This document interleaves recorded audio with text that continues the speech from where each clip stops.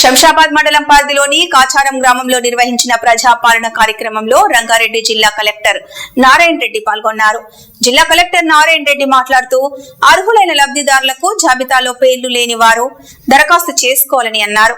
ప్రజాపాలనలో భాగంగా కాంగ్రెస్ ప్రభుత్వం ఇచ్చిన 4 హామీలు రైతు భరోసా, ఇందిరమ్మ ఇల్లు, ఆత్మీయ భరోసా, రేషన్ కార్డు పథకాలను ఈ నెల 26వ తారీఖు నుంచి అమలు చేయాలని ప్రభుత్వం నిర్ణయం తీసుకుంది. నూతన రేషన్ కార్డులు, ఇందిరమ్మ ఇల్లు దరఖాస్తుదారుల జాబితాని ఎంఆర్ఓ, ఎంపీడీఓ గ్రామస్తులకు చదివి వినిపించారు. ఈ కార్యక్రమంలో RDO Venkatareddy, MPDO Munni, MRO Ravinder Dutt, మాజీ సర్పంచ్ పొగాకు రామ్ గోపాల్, పంచాయతీ కార్యదర్శి, ప్రత్యేక అధికారులు, కాచారం గ్రామస్తులు పాల్గొన్నారు. గవర్నమెంట్ ఏం చెప్పిందంటే క్లియర్గా చెప్పింది, చనిపోయిన వాళ్ళని తీసేస్తాం, ఇప్పుడు కొత్తగా పెళ్ళైన వాళ్ళని యాడ్ చేస్తాం, పెళ్లి అయిపోయిన వాళ్ళని తీసేస్తామని మొన్న మంత్రి గారు మీడియా ముఖంగా అందరికీ చెప్పారు. అదొకటి ఓపిక పట్టాలి. ఇది నిరంతర ప్రక్రియ. ఈరోజు తీసుకుంటారు, ఈరోజు గ్రామ సభ అయిపోయిన తర్వాత లేదు, బయటకు పోయారు అని అవన్నీ ఏం లేవు. ఆధార్ కార్డు తీసుకురావాలి, గ్రామ పంచాయతీలో అప్లై చేసుకోవాలి, అంటే ఎండిఓ ఆఫీస్లో, ఎంఆర్ ఆఫీస్లో 7 ఆప్షన్ ఉంటే, మీ సేవలు ఉంటే అప్లై చేసుకుంటే ఖచ్చితంగా రేషన్ కార్డు ఓకే అవుతుంది.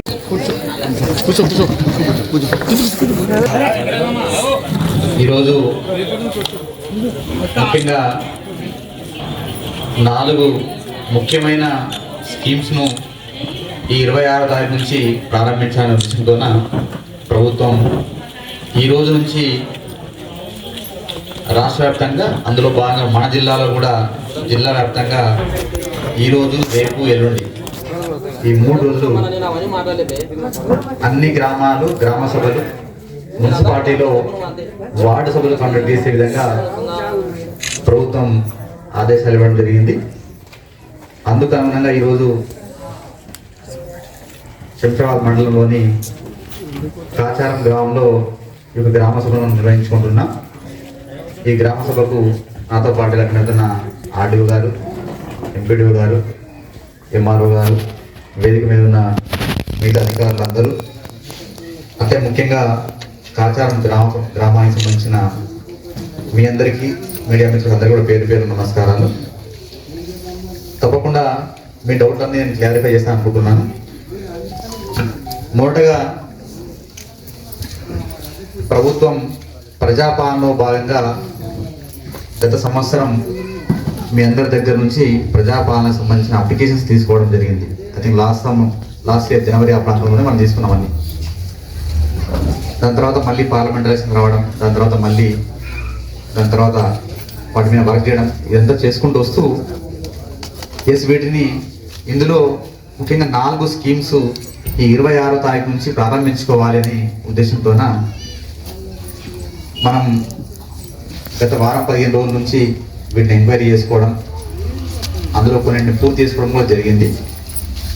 అందులో ముఖ్యంగా ఫస్ట్ రైతు భరోసా సంబంధించి రైతు భరోసా స్కీమ్ను ప్రభుత్వం ఇప్పుడు ఎకరానికి ప్రజాపాలనలో భాగంగా ప్రభుత్వం 4 ముఖ్యమైన స్కీమ్స్ను 26 జనవరి నుంచి ప్రారంభించాలనే ఉద్దేశంతోన ఈరోజు మనం జిల్లా వ్యాప్తంగా కూడా గ్రామ సభలు, అదేవిధంగా వార్డు సభలు నిర్వహించుకుంటున్నాం. ఈరోజు మనం జిల్లా వ్యాప్తంగా 129 వార్డులలో 160 గ్రామాలలో ఈరోజు మనం గ్రామ సభలు నిర్వహించుకుంటున్నాం. మిగతా నుండి చేసుకునే విధంగా 24 కూడా అనుకుంటున్నాం. మోస్ట్లీ 23 వరకే ఈ కార్యక్రమాన్ని, అంటే గ్రామ సభలు కార్యక్రమాన్ని పూర్తి చేసేటట్టు ప్లాన్ చేసుకుంటున్నాం. వాటి తర్వాత వీటిని అంటే గ్రామ సభలో వచ్చే, అంటే ఇక్కడ మనం గ్రామ సభ ఒక ముఖ్య ఉద్దేశం 4 స్కీమ్స్. ఒకటి రైతు భరోసా.